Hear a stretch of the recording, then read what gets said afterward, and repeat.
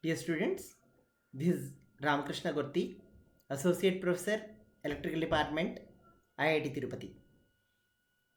I will be delivering a series of video lectures on machine learning, theory and applications. This video lecture is primarily to introduce the course and give a overview of various applications that this machine learning can offer.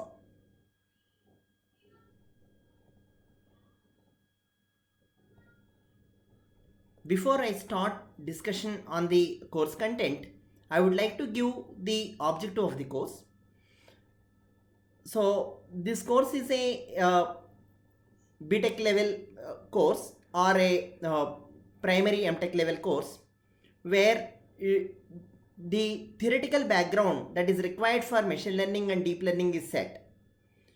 So the stress is more on the bringing solid mathematical background for machine learning methods and to provide the understanding of the conceptual importance, conceptual understanding of various algorithms in basic machine learning developments. I will also be giving some specific examples in terms of applications wherever needed, and some of the case studies will also be discussed in image processing and image recognition more prominently. However, the course is mainly for bringing a solid foundation and the theoretical background for machine learning and ability to see where these application skills, how these application skills can be developed in few real scenarios.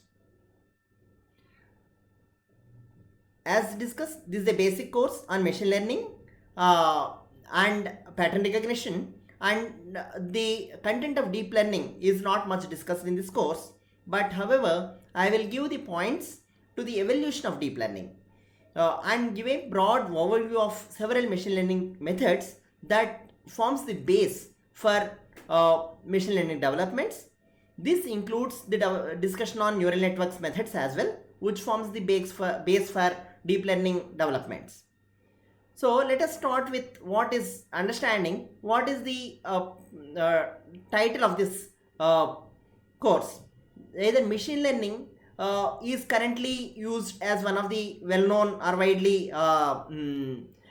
rendered name for AI developments. However, the applications perspective of it, if we see, it is mainly considered driven by pattern recognition. So the pattern recognition is a name which we can easily understand and can be related to the applications. So for example, if I am in a railway station and I would like to figure out where my friend is in the railway station mid of a big crowd. So how much time does a human require to do that?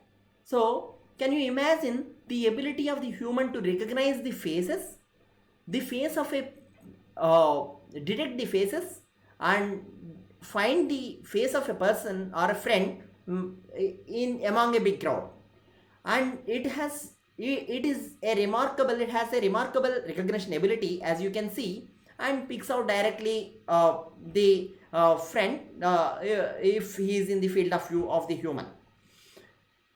On the contrary, if you would like to develop such techniques or the abilities in through algorithmic implementations in machine for a machine, it is not very easy, and it has taken several years, in fact a half a decade of intensive research to come up even to the current state of the art in recognizing persons, recognizing objects and detecting a particular object or a person face, or identifying a particular event, or finding out a particular tracking a particular person or car, etc.